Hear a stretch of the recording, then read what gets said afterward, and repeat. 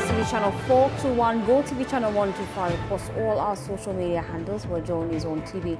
Good morning and welcome to News Desk. Coming up within the next 60 minutes, we'll bring you some reactions to President John Dramani Mahama's State of the Nation address as he reaffirmed his commitment to addressing the country's challenges, stating he will prioritize solutions over blame. Not my style to lament and shift blame when confronted with challenges. My approach is to accept challenges and work hard to resolve them. Also coming up, Ghana Gas is expected to boost output and productivity after earning ISO certification. And another set of deputy ministers designates would be vetted today by the Appointments Committee. We'll take you live to Parliament when that starts. We have these plus business updates here on NewsDesk. My name is Faustina Safo. It's a good time to take a seat and please be my guest.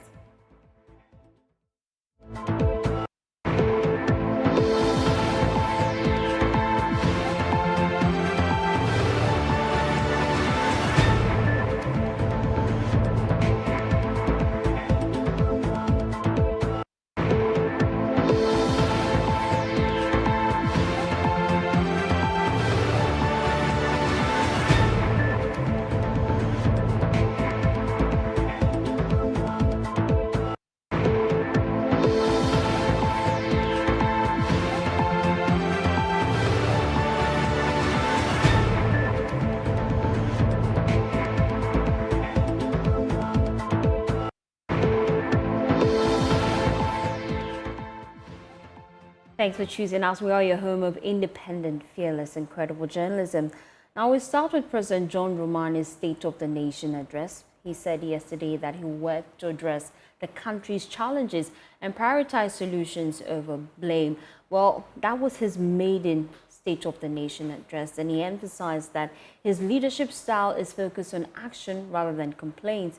He also stressed that his administration will take decisive steps to stabilize the economy and improve the lives of citizens. Let's bring you excerpts of that. 11th, the Minister of Finance, on my behalf, will present the budget estimates for the financial year 2025 to this August House. These two events will allow us to present the real state of Ghana's economic crisis to the people. Mr. Speaker, it is not my style to lament and shift blame when confronted with challenges.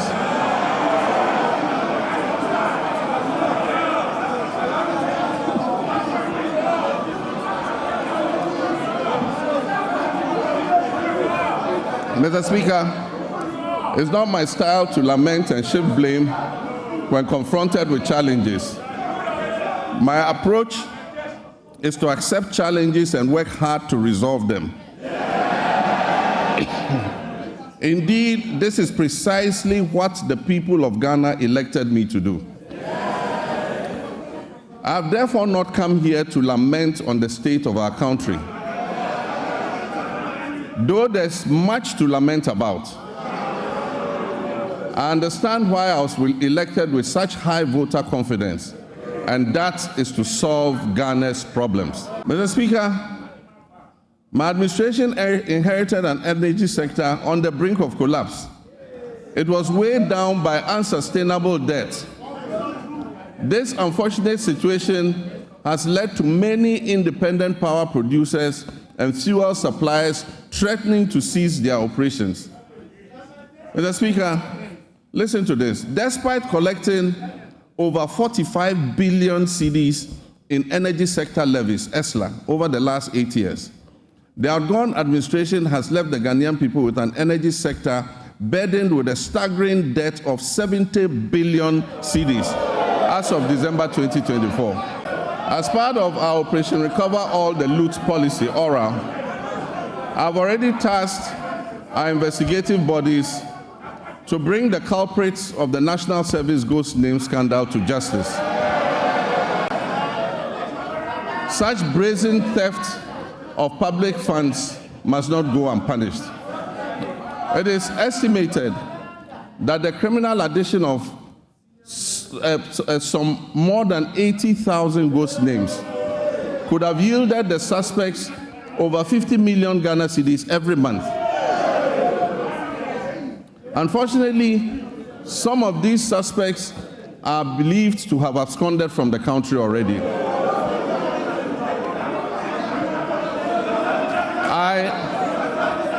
I have directed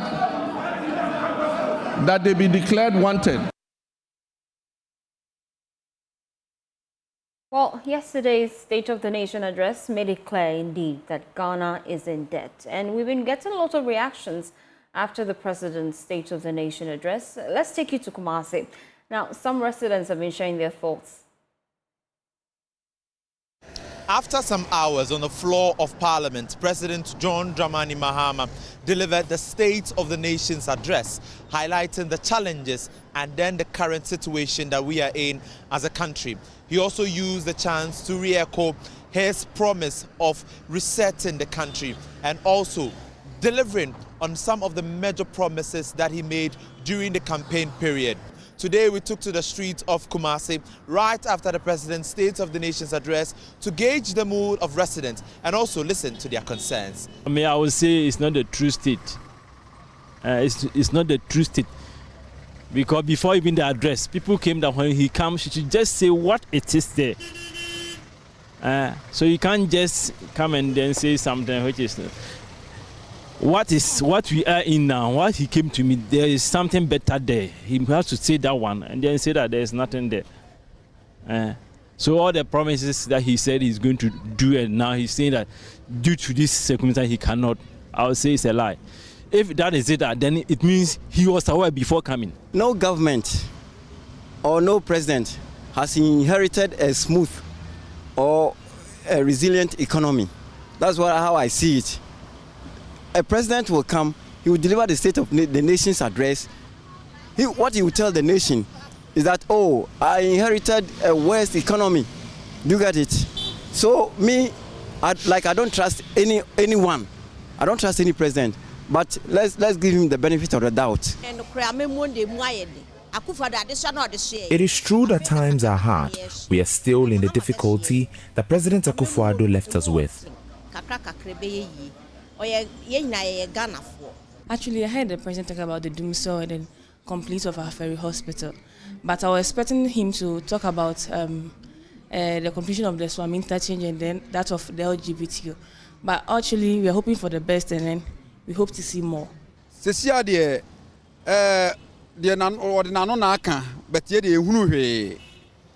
are still in the same economic difficulty, but let's give him some time to fix it just as he promised. We are looking up to him. After the President's State of the Nation's address, which has elicited mixed reactions on the streets of Kumasi, a lot of these respondents want President John Mahama to implement all the promises he made during the campaign period. For Joy News, my name is Nana Boachidankwe-Yadom, Kumasi.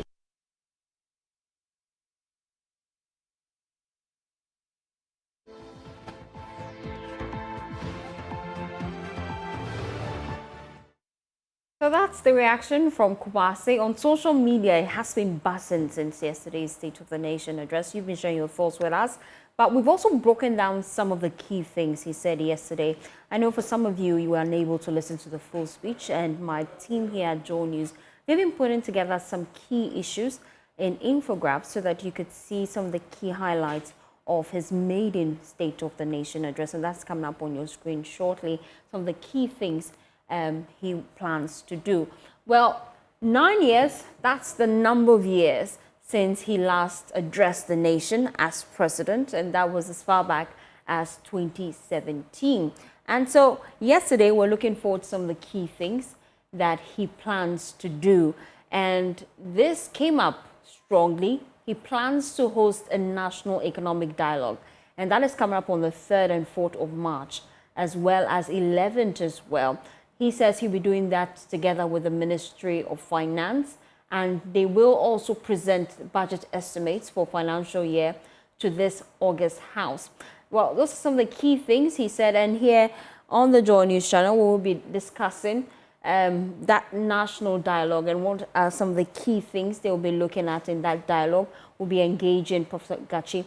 He is a key member of the team organizing that dialogue. Now, he also went on to say that the economy is in dire strain, and he's putting that mildly because, according to him, initial assessment of the books makes it clear to him that the economic problems the country is facing is much deeper than what we know in the public space. And he highlighted that yesterday when he went sector by sector, especially the energy sector, looking at some of the key challenges in that sector and how much we owe as a country. While he pledges to fix the economic crisis confronting the country, he goes on to reaffirm his resetting agenda, and he says he plans to implement that as well. Well, let's look at some other things he said. Yeah, there it is, the staggering debts, and that's glaring according to him. In some cases, he says there were signs of almost deliberate cases of mismanagement of our resources. And that got a lot of individuals talking on social media. We've been seeing your comments about it. Deliberate, what does he mean by deliberate? It's a conversation that we're having, especially because we're looking forward to some of the key things the AG will be doing with the information the oral team provided them. He goes on to talk about Ghana's IMF program, and he said that not even the restraints from the program were enough for the previous managers of the economy to exercise prudence. He went ahead to highlight his commitment to ensure he runs a lean government and cut down expenditure. So let's look at some other things he said when it comes to the economy. Now, with inflation, he says that the Ghana cedi continued its downward slide, losing 19% of its value against a dollar in 2024. And he goes on to state that they already had issues in 2023 because the cedi lost about 27.8% of its value.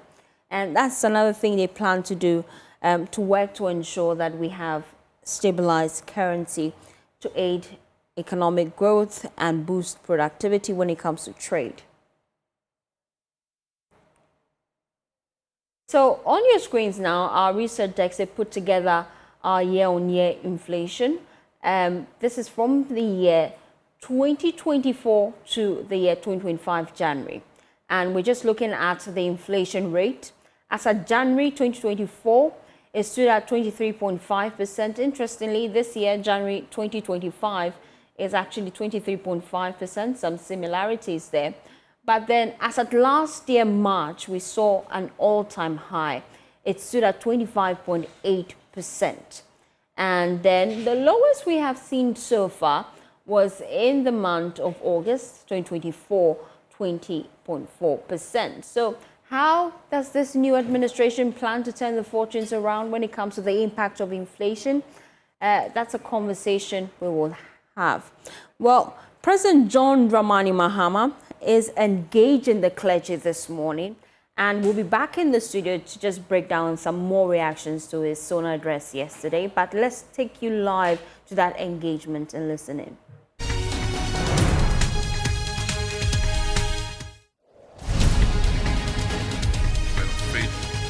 I greet you all in the name of our Lord and Savior, Jesus Christ. Amen. I stand before you today with gratitude, humility, and a deep sense of conviction that God is forever faithful. The Bible tells us in Ecclesiastes 3:11 that He has made everything beautiful in its time. Indeed, the Lord's timing is always perfect. Not too long ago, we gathered in this very setting, seeking divine guidance for the journey ahead. You fervently lifted up prayer on my behalf, asking for God's blessings, His wisdom, and ultimately success in the elections. Today, by the grace of the Almighty God, that victory has come. And not just any victory,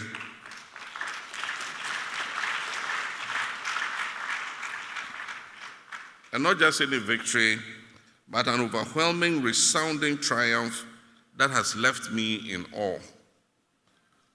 Some have even gone to the extent of calling me a supreme leader because of the numbers God gave me in Parliament. But I am deeply mindful that there's only one supreme leader, and that is the Almighty God. And to him alone belongs all the glory, honor, and dominion forever. This victory is for God. This victory is for all Ghanaians. It is for every Ghanaian who believed in our shared vision to reset our dear nation Ghana and build a nation that we all desire. It is a testament that when the righteous stand in faith and prayer, when a nation turns to God in hope, he answers them. The Bible reminds us in Proverbs 21:31 that the horse is made ready for the day of battle, but the victory belongs to the Lord. Indeed, we fought a good fight, but it is God who has given us the victory. But beyond celebration, this victory carries a very solemn responsibility. The responsibility to lead with integrity, to govern with wisdom, and to serve with humility. I do not take this responsibility lightly. I recognize that leadership is a divine calling, and I'm fully committed to fulfilling the mandate that has been entrusted to me by the people of Ghana. God has guided my steps to this stage, and I believe he will continue to guide my steps to make a success of the responsibility he has given me. During our previous meeting, I assured you of my dedication to better governance if the Lord saw me through the elections. Now that he has done that, I stand here today to reaffirm that promise. Already within the first 120 days of my presidency, we have taken very decisive steps to implement key policies that will steer Ghana towards the progress and prosperity we all seek. One of my first major decisions was to lead by example in the area of governance. That's to keep my word. I pledged to appoint no more than 60 ministers and ensure an efficient and effective government, and I've kept that promise. With my cabinet in place, I'm steadily forming the extended government, ensuring that we have a team that is committed to national service rather than to personal gain. In all things, we are exhorted by the Holy Book to give thanks to God. I shall soon initiate consultations through the Minister of Local Government and Religious Affairs to set up a planning committee for the National Day of Prayer and Thanksgiving.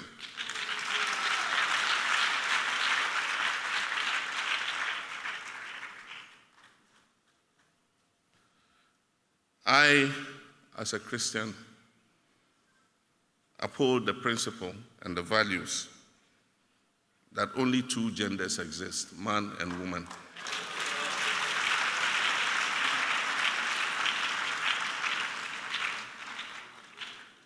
And that a marriage is between a man and a woman.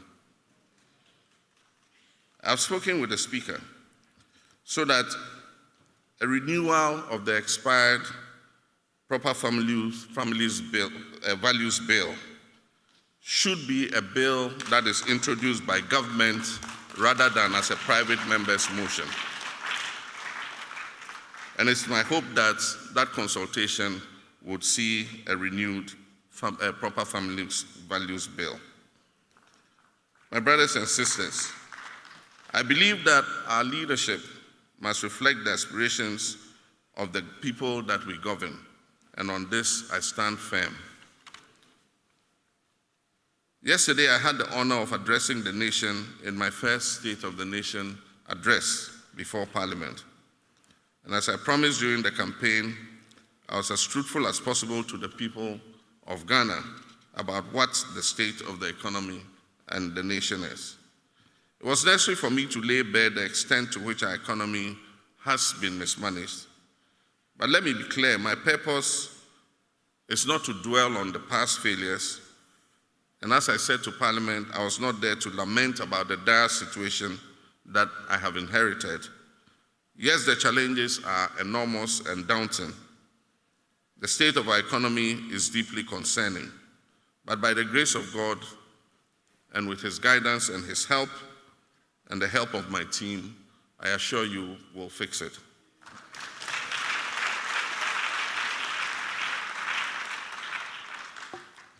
Our immediate priority is to stabilize the economy and restore confidence in Ghana, stabilize our currency, bring down interest rates, reduce inflation, reduce the deficit, and improve the primary balance. We've already begun implementing strategic measures to boost investor confidence, to cut down on wasteful government expenditure, and strengthen our finances.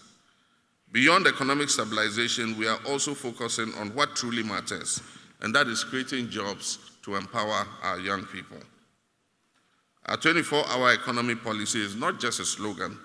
It is a bold and transformative initiative that we believe will open up employment opportunities across multiple sectors, particularly in business development, agriculture, agribusiness, manufacturing, and digital technology.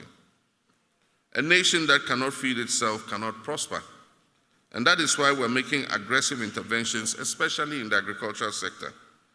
Our goal is to make Ghana self-sufficient in food production and become a major exporter of agricultural products. By modernizing farming techniques, investing in agro-processing, and supporting our farmers, we will lay a solid foundation for a prosperous future for our country. As we embark on this journey of national renewal, I'm reminded of the words in Ecclesiastes again, 9:11.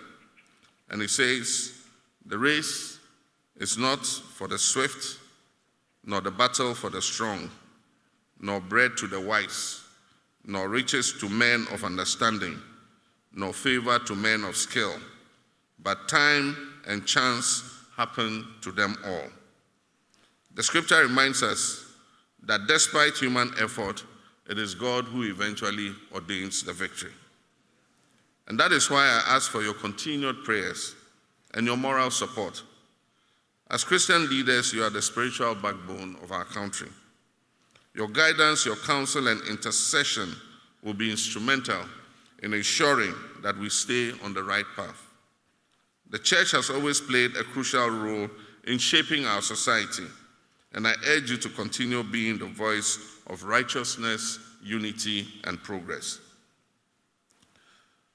Men and women of God, brothers and sisters, in conclusion, once again, I wish to thank you for your unwavering faith, support, and belief in our shared vision for Ghana. I do not take your prayers for granted.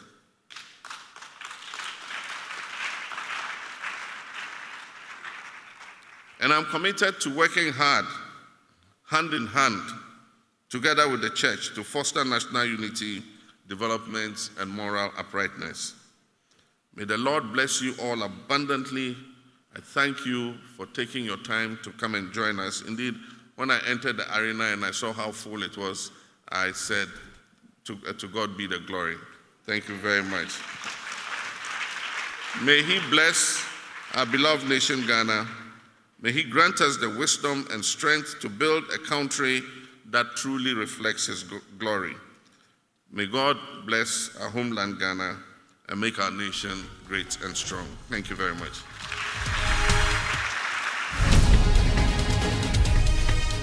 President John Dramani Mahama there engaging with the clergy this morning here on Newsdesk. Now, some of the key highlights of the things he said: he plans to set up a planning committee for National Day for Prayer and Thanksgiving.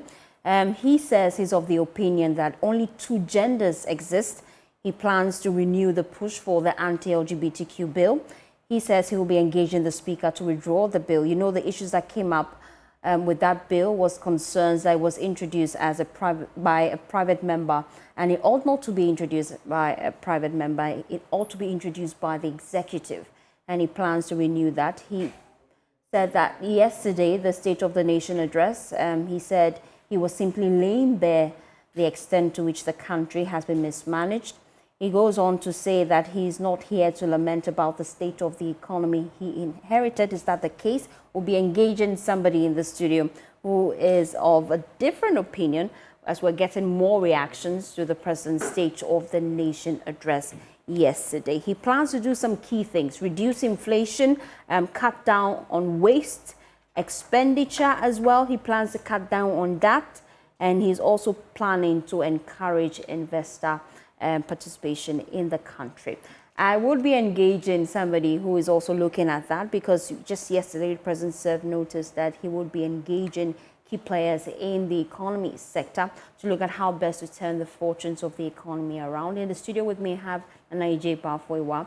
He is Member of Parliament for Menchia South. I also have with me Professor John Gachi. He's member of the National Economic Dialogue Committee. He's Dean for UCC School of Business. You know him mostly as an economist, and we mostly engage him via Zoom, but he's in the studio with me today. So I'll come to Prof for your thoughts about how best we can go about the forum, because I know you're a key member of the planning committee. But I'll start with your review of yesterday's State of the Nation address. What were your highlights? Well, I think the highlight for me is the indication by the President that whatever problem that he has articulated in the area of the energy sector, in the area of the finances of the country, in the areas of debt, in the areas of lack of competitiveness of the Ghanaian economy, all the challenges in education, he is going to solve them.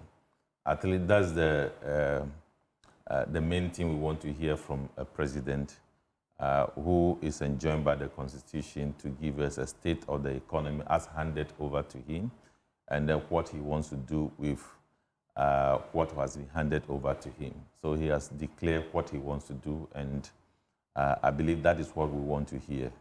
I would have been surprised if he articulates the challenges he faced or the economy faced, but he didn't show commitment to resolving them.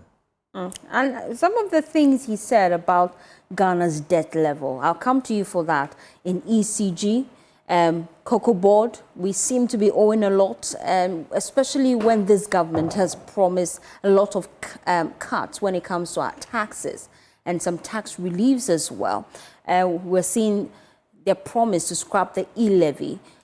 Looking at the number of debt that we're in terms of figures, how can we draw the fine balance? And I'll come to you for that. But let me just get your brief reaction, Stewa. Yesterday's State of the Nation address, you were there in person, dressed in black. Was that even planned?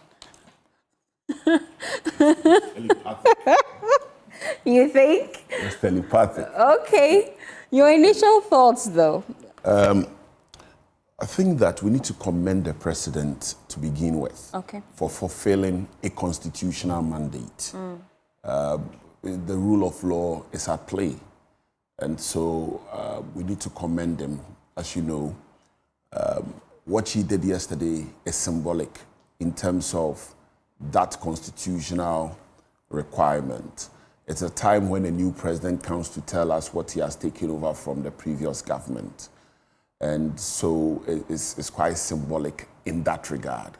However, my initial reaction is that in terms of the content, I was not surprised.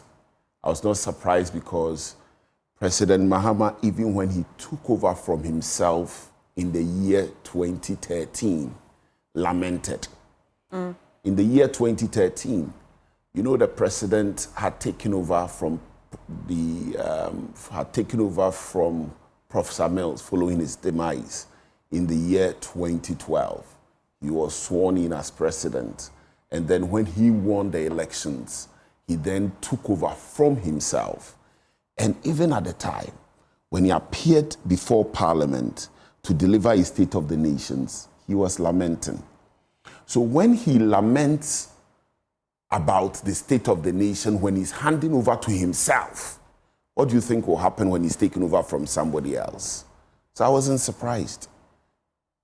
But wasn't it legitimate, the concerns you raised about the debt accumulated by various state-owned agencies, ECG, Cocoa Board? Very respectfully, it's important to state that, and Prof will bear me out, everything that is done in this country, there are two things, right? Revenue raised by government of Ghana or debt. Revenue raised by government of Ghana or debt. Every government that has taken over from a previous government has come to meet debt. There hasn't been a situation in this country, and I stand to be corrected, Prof, everyone has taken over debt. President Kufuor took over debt and he had to make a decision to go for HIPIC. The results we all saw. President Mahama, when he took over from himself, lamented about debt.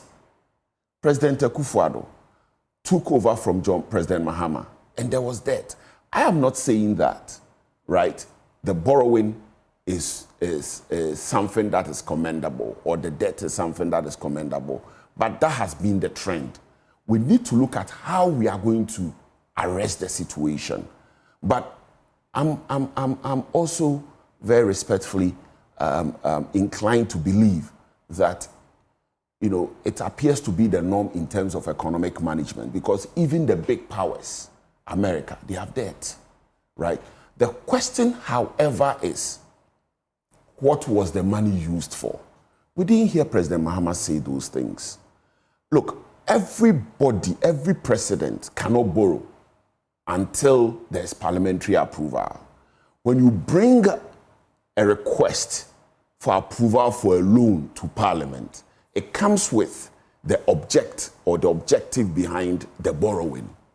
And so no borrowing has been in a vacuum. And when it is not in a vacuum, I would have expected, for instance, to say that this is what was presented as being the purpose for the borrowing. But when we came, that thing is not there. Then people will do that. You inherited debt without assets or any usefulness for the money that was borrowed. Otherwise, very respectfully, we are failing to disclose the true state of the nation. He said, and I want to quote him, he said that we are saddled with staggering debts and glaring signs of almost deliberate and in some cases criminal mismanagement of our resources.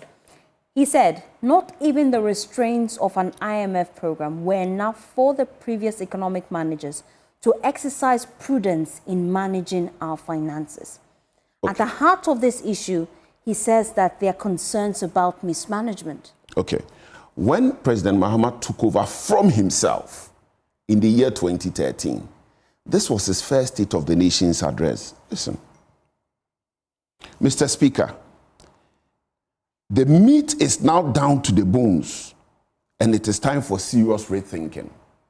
When he took over from himself, this is what he said. I am sure at that time, if someone else had taken over from him, the person would have also called it criminal. Because don't forget, those were the days of JIDA, SADA, very dubious entrepreneurial schemes, right? Contracts that had been entered for the supply of computers and so on and so forth. Those, for me, very respectfully, you know, are what you can call criminal. Do you understand? And that is what I'm saying. It would have been criminal in this instance if you had said, for an amount of, let's say, $6 billion or $600 million, an application was brought to Parliament, right, to obtain a loan of so much or $6 million for the purposes of acquiring, let's say, a vehicle. But when we came, the vehicle is not there. That would have been the true state of the economy.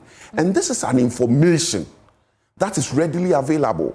Because don't forget, the current finance minister, for instance, was a ranking member on the finance committee. The current finance minister was the minority leader at the time, right? And so that information is available. And he himself had alluded to this fact in the year 2016 or 2015 thereabout, when people had said that he had borrowed so much and there was no evidence as to what he had used the money for. He said every single money he took, right, he did so upon approval of Parliament. And that if you go to Parliament, you know why he took the money. And that is why I am saying that it would have been fair to the people of Ghana, to whom this State of the Nation's address was presented to through their parliamentarians, if the president had said that whatever money was borrowed, whatever debt had been accumulated, was not used for the purpose for which it was accumulated, or there's nothing really to show for it, right, contrary to the original purpose for which the borrowing had been done. That would have been a true and fair account of the State of the Nation's address. But to the extent that every project in the Republic of Ghana has been pursued with either GOG funding, that is tax revenue, or royalties that have been raised from entities that government of Ghana has an interest in, right, or debt, then of course borrowing, very respectfully, is very much part of our economic management. It's very much part of our economic management. And so the only fair assessment will be to tell us that the debt you came to meet, there is nothing to show for it, right? But if there is something to show for it, then it may well seem that it is not really an unjustified borrowing. Okay, I'll come back to you just to get your thoughts on the president's assertion that not even a single Agenda 111 project is operational. But let me come to you, Professor John Gachi. The president said yesterday that the repercussions of the debt that we have accumulated is that in the next 4 years, we'll be spending 280 billion Ghana cedis in debt servicing. And he goes on to break it down. He says it's comprises of 150 billion for domestic and 130 billion for external debt servicing. Is this sustainable, really? Thank you. I think the way we have been managing our debt is clearly not sustainable. Okay. If you are burdened with a repayment of 150 billion for domestic debt, and then the rest for external debt, clearly that is a problem. See, we engage in borrowing, especially the Eurobond and the rest that we have been going for, to finance capital expenditure. But not all of that is spent on capital expenditure, for which that will spur the growth of the economy, generate more income, so that we are able to repay the debt. Bear in mind, when you are borrowing, what you are doing virtually is that you are collateralizing future revenue stream for repayment. So if you are not able to invest the money you borrow to grow the economy, to generate the revenue that you need to repay, then you create a problem for all of us. So that is the situation we have found ourselves. So the debt management architecture was not actually correct. We have not done well in that area, and this will be with us for some time going. So we need to take serious steps to correct the debt management approach, so that when we borrow, we use what we borrow to develop the country and not for consumption. We do not borrow long-term for consumption. We borrow to develop the country. But that is a challenge for us because of revenue shortfalls and other difficulties.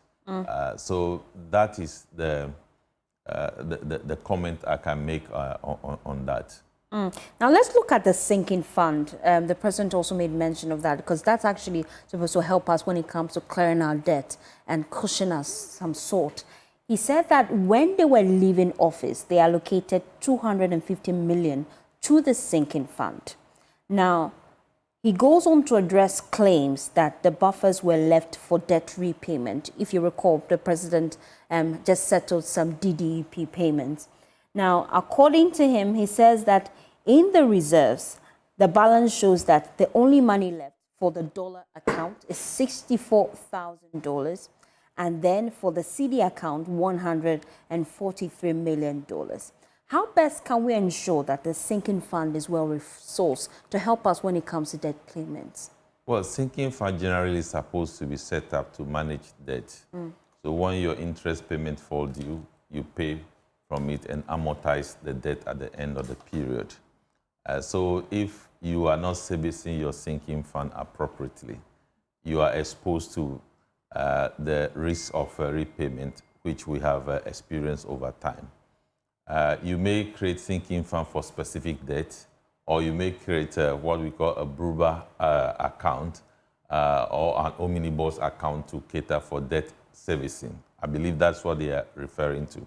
But you may go into detail to create a sinking fund for specific debt to amortize them, so that makes it very easy for you to pay the debt. In fact, if you have a sinking fund, it even creates an impression to the creditors that you are much prepared in servicing your debt, and that will also lower the interest they charge on the loan that they provide for you. So sinking fund is a well-known debt management tool. And the good thing is that the sinking fund is also provided in our Constitution and is also provided in the Public Financial Management Act.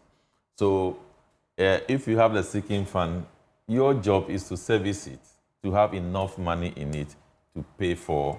But do we have enough money, really? I know you are doing the moderation, but let me ask Prof a question. Okay. So we all get educated. Prof, okay. Let me ask you a question.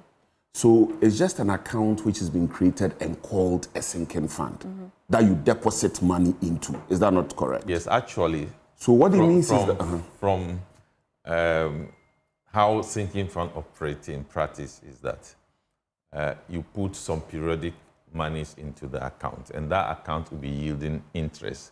So the monies you put in it periodically will continue to be yielding compound interest over a period of time. And that can be used to service loans. Yes, that will be used to. So what's the import of your question? So the point I'm making is that it's something that we should take seriously as a nation.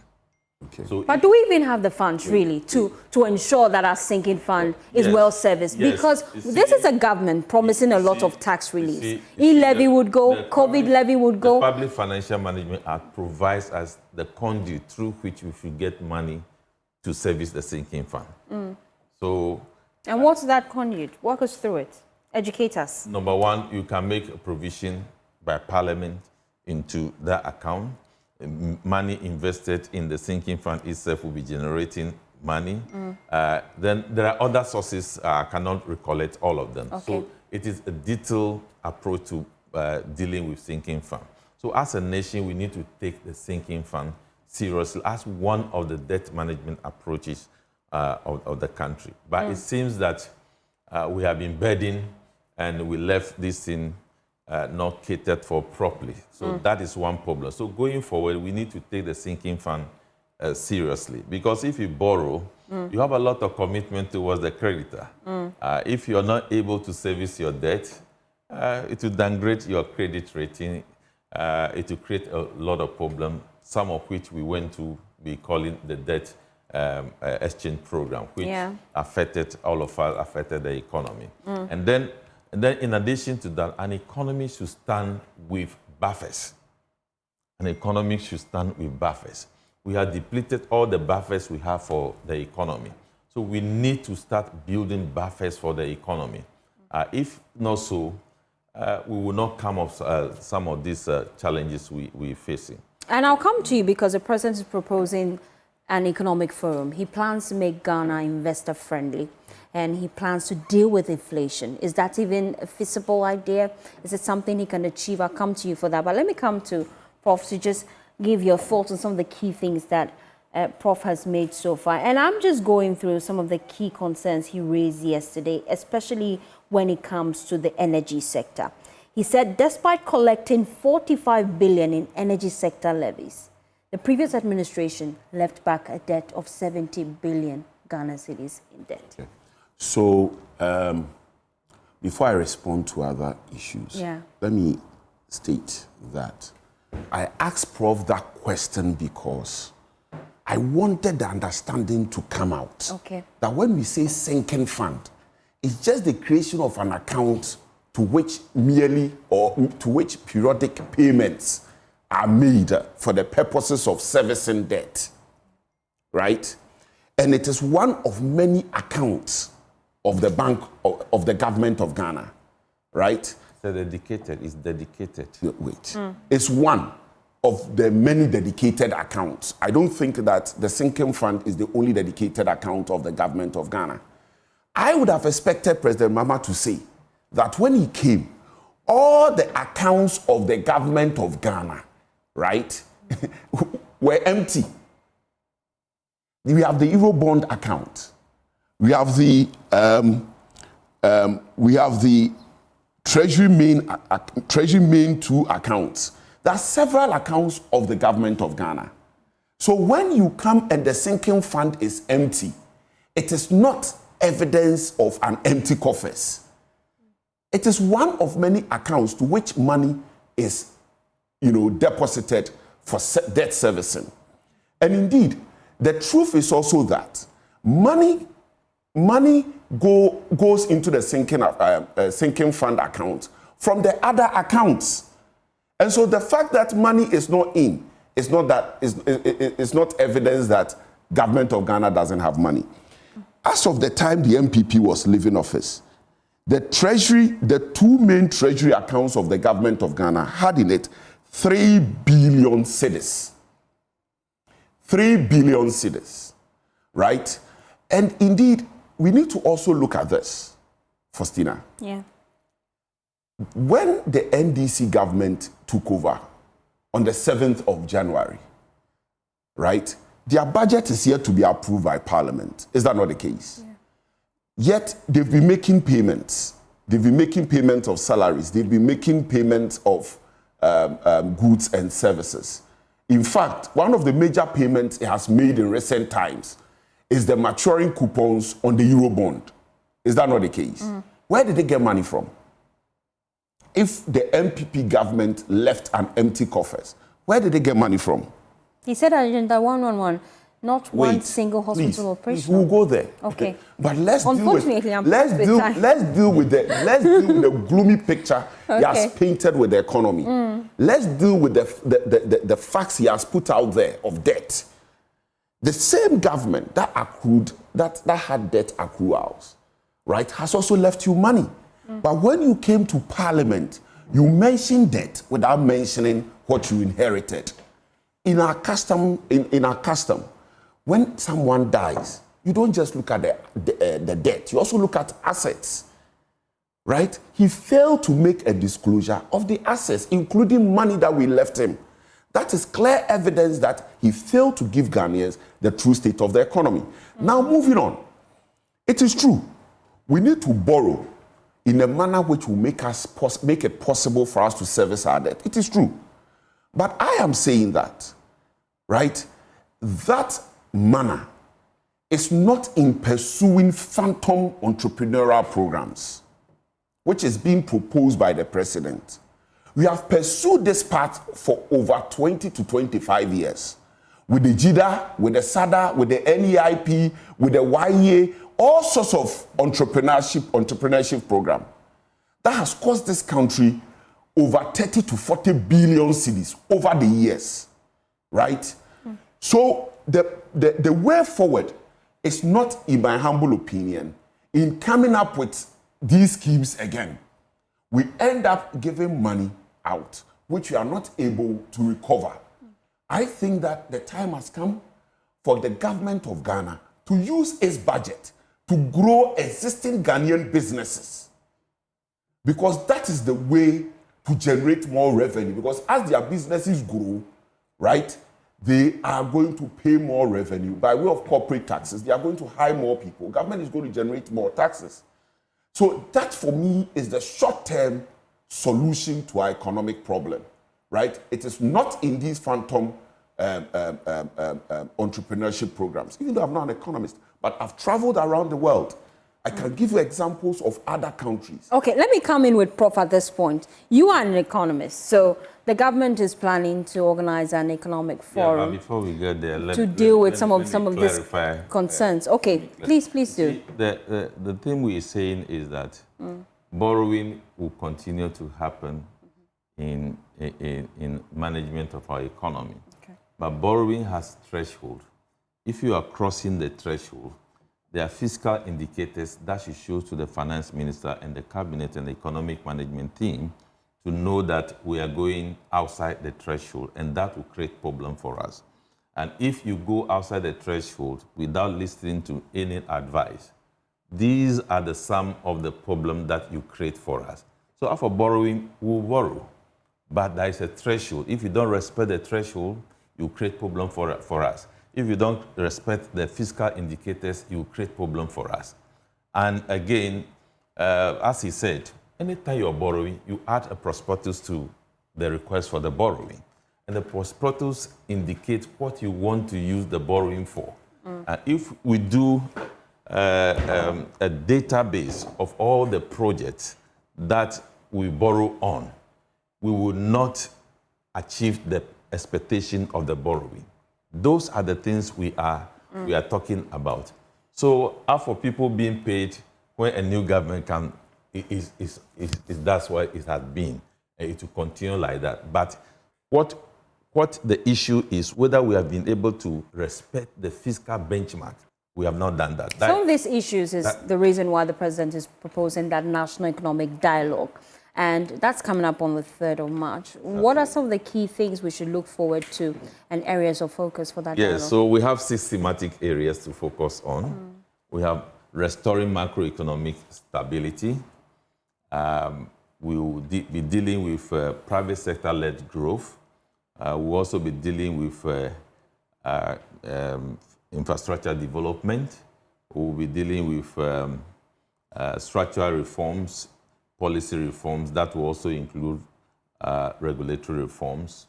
We'll also be dealing with what we call growth with debt, which implies that we'll be emphasizing on diversification, export expansion, productivity improvement in the country, injection or infusion of technology in a society, and for that matter, in our business processes, more than what we have seen.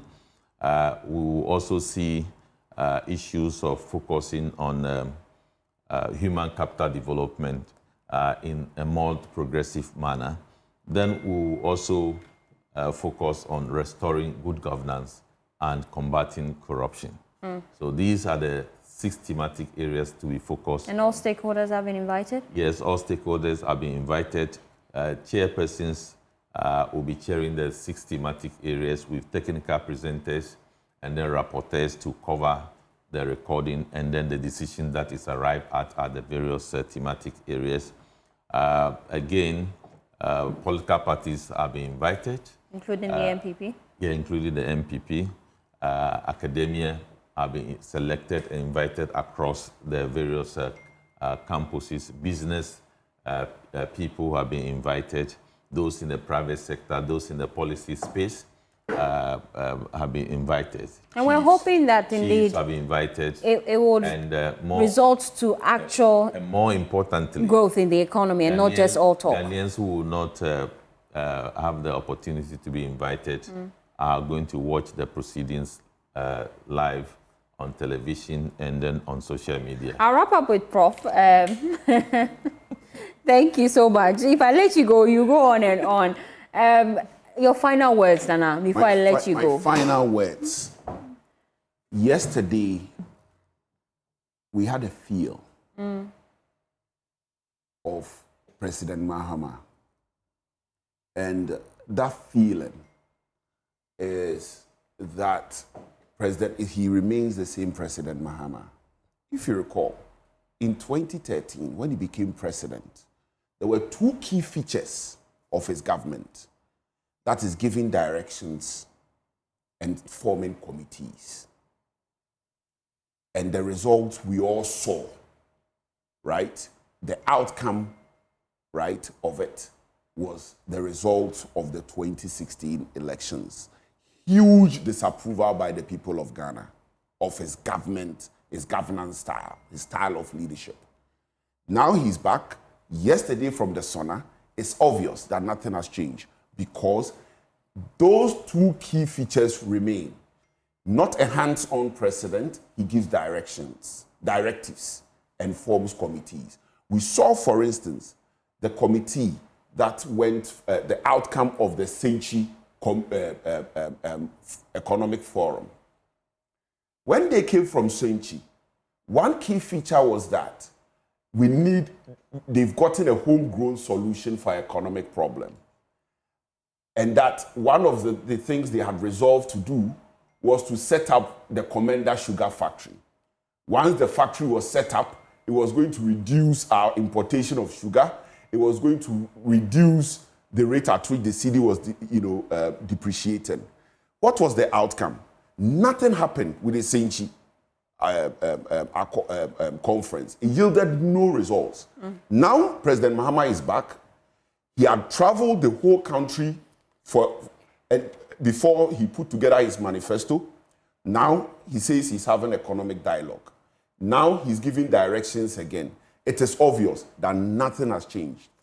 Nana Baffour Awuah, he is Member of Parliament for Menchia South. I know that Prof has a lot to say, and you'll be coming back in the studio just before that event commences, just to give us a sense. It's not fair to the President. I would have corrected some of the views that okay, if you have 30 seconds to do so. He doesn't give directions. 30 seconds. Yeah. He doesn't give directions. Building a consensus around the economy should be a feature of a progressive democratic society.